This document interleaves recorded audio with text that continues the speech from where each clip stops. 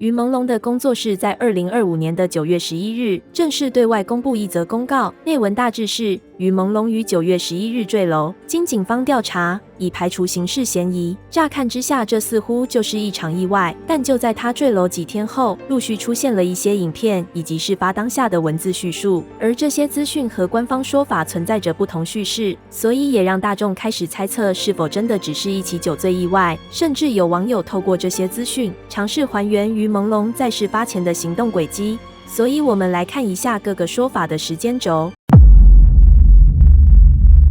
在于朦胧9月11日坠楼后，网络出现了一篇疑似于朦胧表哥的发文，目前原文已被删除，但透过媒体有在9月13日报道这则新闻，所以推算亲属的发文应该是落在9月12日或是9月13日这2天。我们来看一下这篇内文。表哥的这份声明是由当时去到现场的长辈转述，由于字数较多，我会将段落放大并汇整重点。家人一开始是从媒体得知噩耗，一直不相信，直到接到北京警察局的通知，案发现场有3男1女，自称都是龙龙的好友，但经纪人却说龙龙和他们不熟悉。事发经过大约是9月10日，龙龙在朋友家聚会，于9月11日凌晨4点独自去朋友卧室休息，而且还反锁。坠楼的窗台上有龙龙的脚印，且指甲内有和窗台相同灰尘，楼下纱窗有龙龙脚划过的痕迹。当时警局访问周边邻居都表示没有听到什么声响，现场有3瓶洋酒和3瓶啤酒，无毒物反应。监视器有拍到他们上楼，但坠楼处无监控。经纪人说龙龙酒量很好，也很有自制力。后续还有很多工作安排。工作室的坠楼声明是警察写好，让经纪人发布的。龙龙在阳光上东的房子目前封锁中，家人无法进入，而他的手机和电脑也被警察收走。能理解是因为案情调查和舆论的控制，但很多地方真的理解不了。我们透过媒体报道可以得知，于朦胧坠楼的位置是在阳光上东，西班牙组团的18号楼。我们先来看一下18号楼的平面图。从平面图可以看到18号楼分左右2边，分别是1号和2号。1楼是大厅，由于东方人忌讳4这个数字，所以虽然是4楼，但门牌是从501开始，再往上就是于朦胧坠楼5楼601。现在我们看到的是于朦胧坠楼的601号室内格局。依照表哥的声明，警方说于朦胧在9月10号晚间在所谓的朋友家聚会，在场者还有另外3男1女。大约在9月11号4点左右，于朦胧独自进入到朋友的主卧室并反锁。在早上6点左右，聚会的朋友才发现于朦胧坠楼。当时于朦胧的手机是放在沙发上。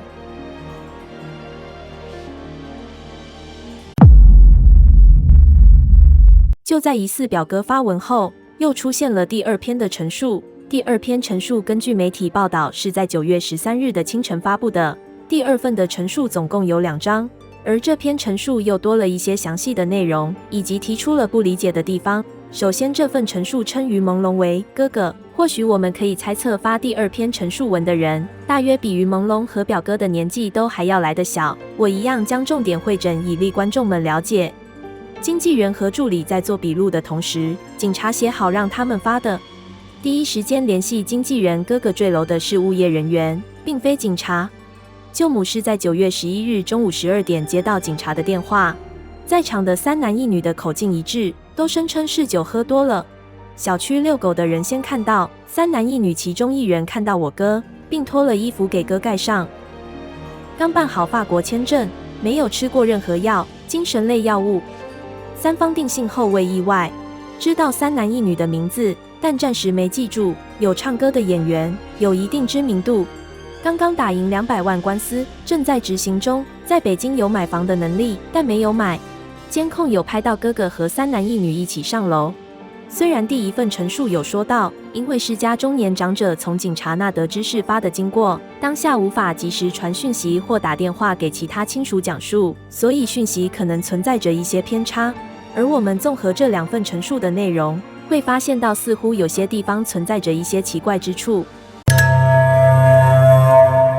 这个是疑似亲属从警察得知的时间轴。我们可以看到于朦胧从凌晨4点进入房间反锁后，到凌晨6点被发现坠楼，这之间有2小时的时间。到底发生什么事？从陈述中我们可以看到，当时附近小区居民说并无吵闹声和奇怪声响。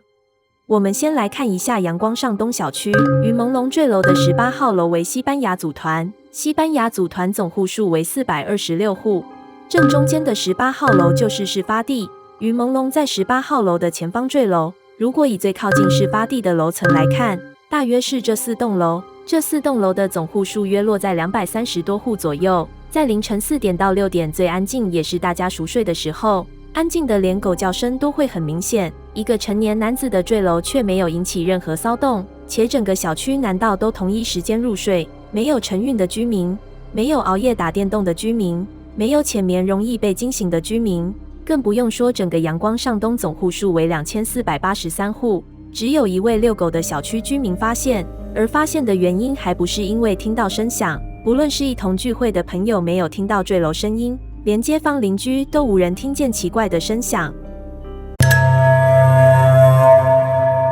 从前几集我们可以知道，于朦胧是一个知书达理、温文儒雅又很有绅士风度的人。如果说到朋友家去聚会喝酒，但却选择朋友的主卧室休息并反锁，光是反锁这一点就让人觉得有点反常。当然，通常到朋友家聚会喝酒，有时候喝多了会想要借地方休息一下，但如果于朦胧本身真如那篇亲属的陈述一样，是住在阳光上东，何不回自己家休息？如果说只是微醺想稍微休息一下，也不是不可能。那既然是微醺还有意识的情况下，在朋友最具私密的房间内休息，如果是观众们，你们会选择锁门吗？接下来我们来看一下房仲网上的 VR 室内影片，位置就是案发的601号主卧室。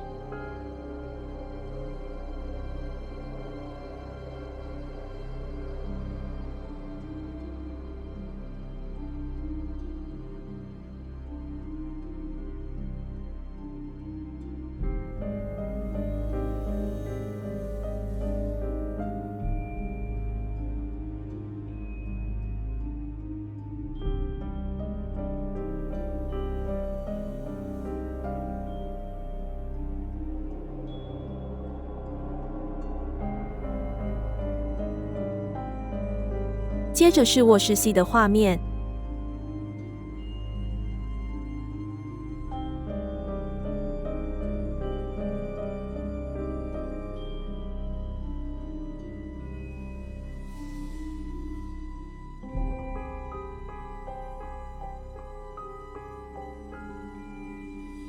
再来是卧室 A 的画面。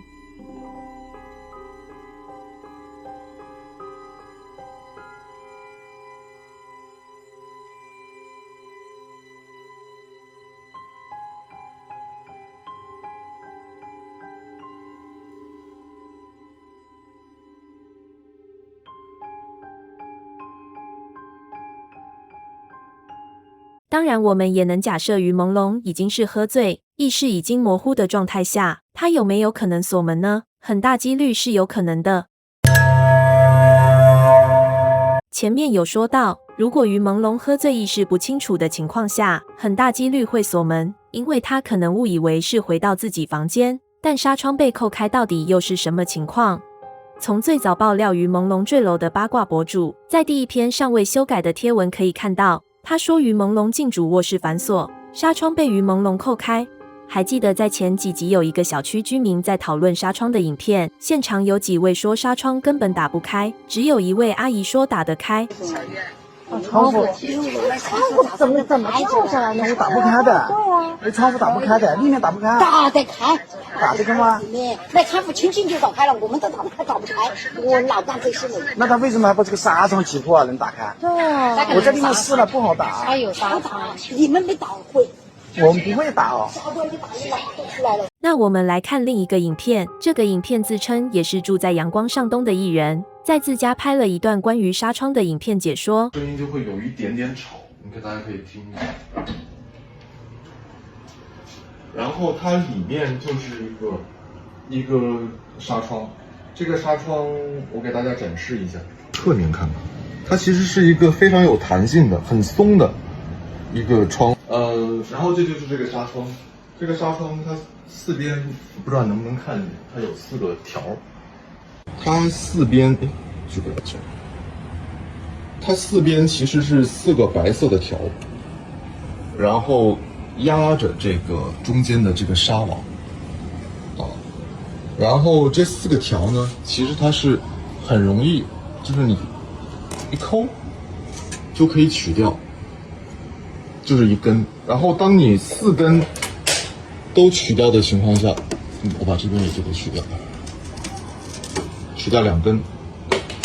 取了2根的情况下，它就已经是一个完整的这样的一个情况。因为我看到很多人留言说啊，这个纱窗的边这个也太整齐了吧，这个边缘切割，它其实就是这样的。那这个东西这样的一个强度的东西，如果说你在没有任何保护，然后误认为这个窗是关上的时候，或者什么时候，你靠着它，你很有可能就会发生意外。一用力的话，它是完全有可能整个躺下去的。对，这是真实的情况，这就是整个窗户的情况。那你关上的时候，其实你靠着还是比较安全的，这个窗户还是蛮结实的。因为你如果说我现在是靠着窗户，如果说这个窗户是开着的情况下，如果你单靠在这个纱窗上，它是非常不牢的。你要有心去拆卸它的话，其实用不了10秒就可以拆掉。如果说你靠着它，那可能真的是会有发生意外的可能。昨天晚上相关的通报已经出来了，我觉得既然有了通报，想说的就是我相信警察就是会把这个事情水落石出。那他目前阶段他已经给了这样的一个通报，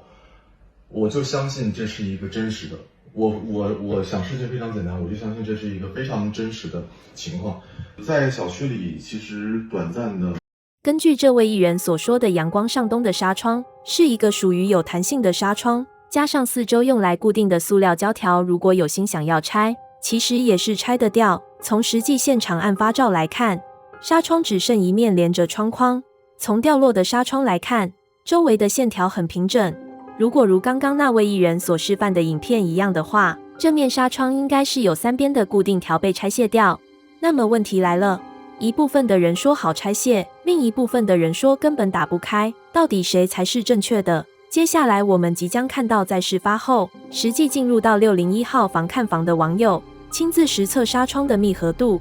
位置在这一扇窗户。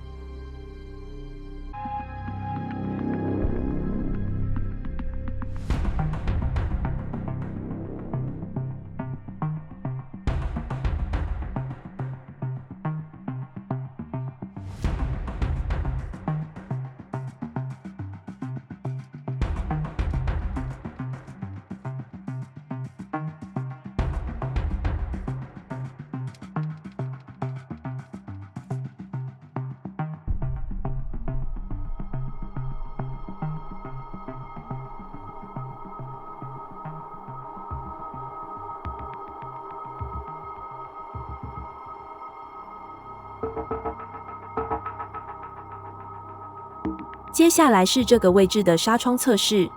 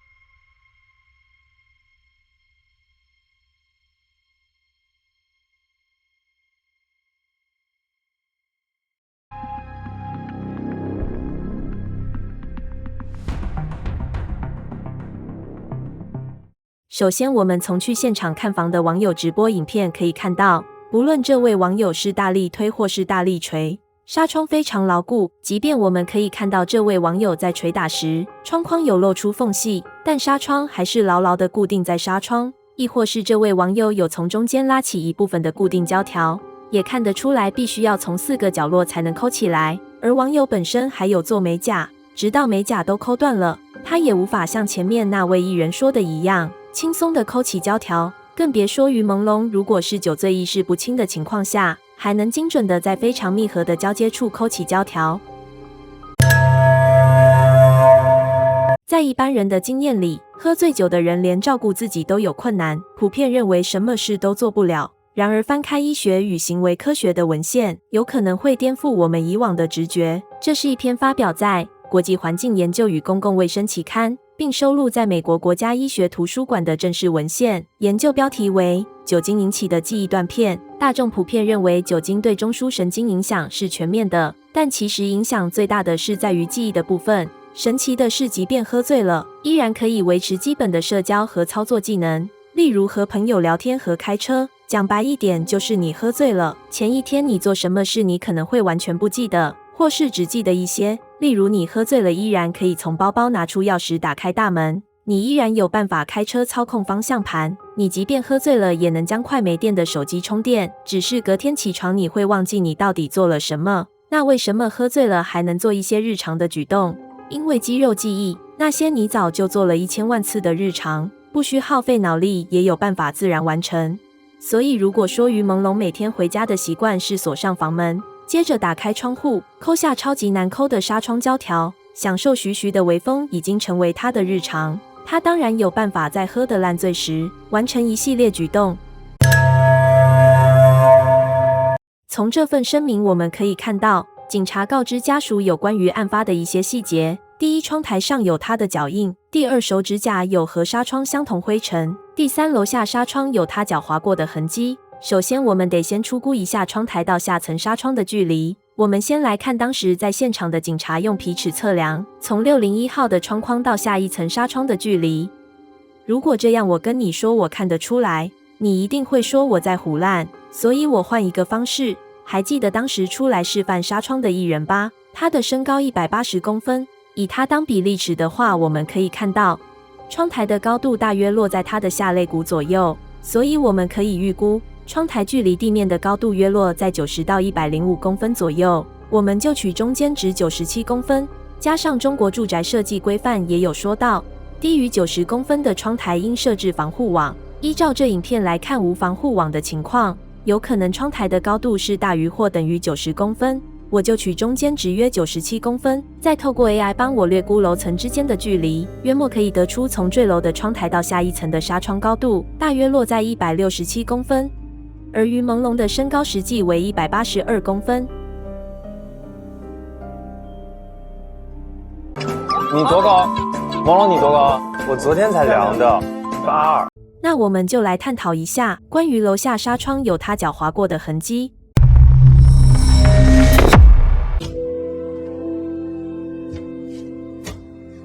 当以这样的方式出窗时，手会沾到灰尘，脚也会在窗台上留下痕迹。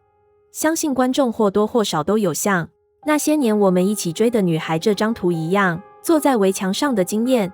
如果我们要从稍微高点的围墙下来，一般来说会有2种方式。第一种就是往前跳，当我们往前跳的时候，身体向前倾，基本上脚会踩在墙上当施力点，这时候往前跳时，身体会跟墙面拉开距离，所以不太可能会滑到下一层的纱窗。那另一种下围墙的方式，就是手撑在身体的两侧，接着让身体慢慢贴着墙壁，但这姿势是需要强大的臂力。于朦胧在一档节目里，他自己说过引体向上一个都做不到，还是要透过有人帮忙才有可能，更不用说反手撑的难度更高。引体向上，我一个都做不上去，咱们俩帮帮他。对，我帮你抬你的腿，好吧？行，这算吗？算。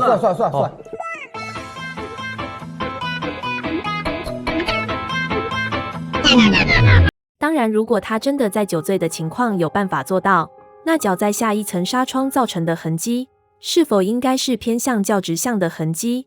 从当时最后的身影我们可以看到，于朦胧似乎是穿着袜子的。那如果以这样的方式贴着墙壁下来，要不就是整个脚掌，要不就是脚后跟会碰触到下一层窗户，照理来说造成的痕迹可能会比较偏向直线。且有点宽度的痕迹。但我们从下一层的纱窗可以看到，纱窗的痕迹似乎过于太细，且方向不是依照地心引力的直向下，而是偏左右两侧。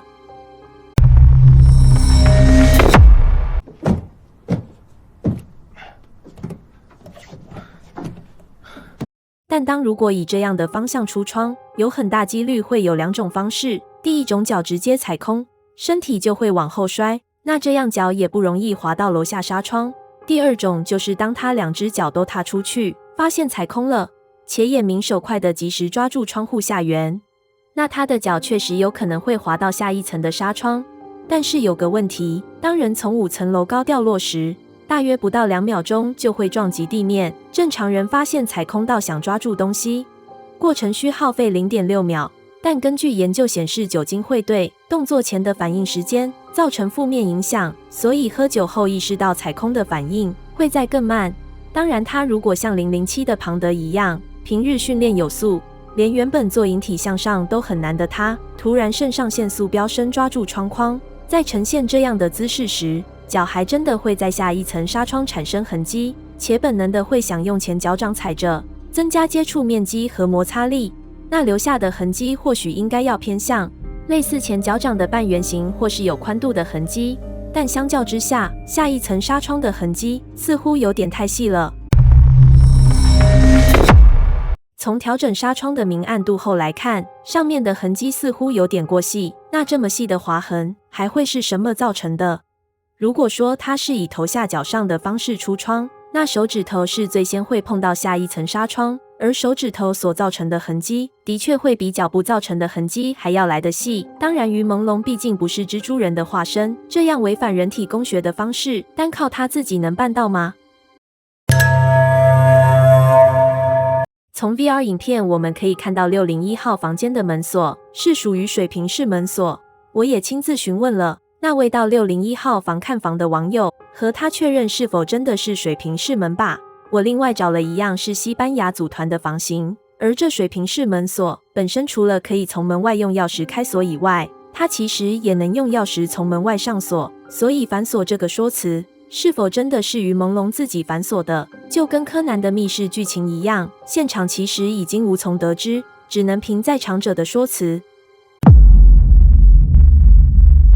在9月16号那个被注销的工作室，又再度发布于朦胧母亲的声明，内文提及这就是一场酒醉意外，照理说应该要平息一切，但大众仍无法忽视许多不合理的存在。加上如果那篇疑似亲属的内容属实，那被注销且不具任何实质效力的工作室所发的内容，也会让大众猜测是否属实。而前几集说到，在9月16日工作室发布母亲的声明后，也就是9月17日，一篇名为《窦娥冤》的声明在网络流传，大众普遍认为这一份才是真的。但如果先前发布关于案件内文的亲属为真，这一篇其实也有被网友拿去询问那一位亲属。从回答我们可以看到，这一篇《窦娥冤》疑似并非位于朦胧母亲的发文。如果硬要说早已不具任何法律效力的工作室所发的2篇声明为真，那在9月16号工作室发布妈妈的声明后，大约过了1个半月，也就是2025年10月31日，在某一个社群媒体平台上，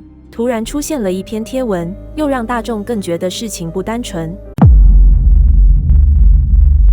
自从于朦胧坠楼后，网络上铺天盖地出现很多说辞，无法得知是真是假。但如果对方拿出的证据是从未在网络上公开过的，那说辞的可信度的确会大大增加。10月31日这天就出现了一篇贴文，内文还有2张网络上从未公开过的照片。这2张照片分别是于朦胧小时候和妈妈的合照，另一张则是于朦胧和妈妈还有其他人的合照。还记得上一集某些人物的诸多巧合，其中有3人又再次被提及了。那个说和于朦胧是好朋友，但经纪人却说于朦胧和他们不熟悉。这3男1女，其中的2男1女的名字就出现在这篇内文里。女演员 Esmo， 但玩2场聚会你都在，你怎么好意思说你早上才知道这件事？女演员 Esmo 就是手机吊饰疑似和猫眼影片中走在最后面一位拿手机录影的人的手机吊饰相似，同样也是住在阳光上东事发的18号。但说事发前几个月早就搬走的那一位。男编剧 Jimo 从你家坠楼，你无法解释还失联。男编剧 Jimo 就是疑似在坠楼现场被拍到的白衣男子，且和女演员 Esmo 也互相认识。男歌手 Jimo 人出事时你也在场，衣服也是你盖的。男歌手 Jimo 也认识女演员 Esmo 和男编剧 Jimo， 同时在他的社群媒体背景放着一只娃娃身上画了一只鱼的人。如果说这篇贴文的出现还是巧合的话，一次是巧合，2次是刚好，还能多到第3次，那这样的概率要同时发生在这么多人身上，会有可能吗？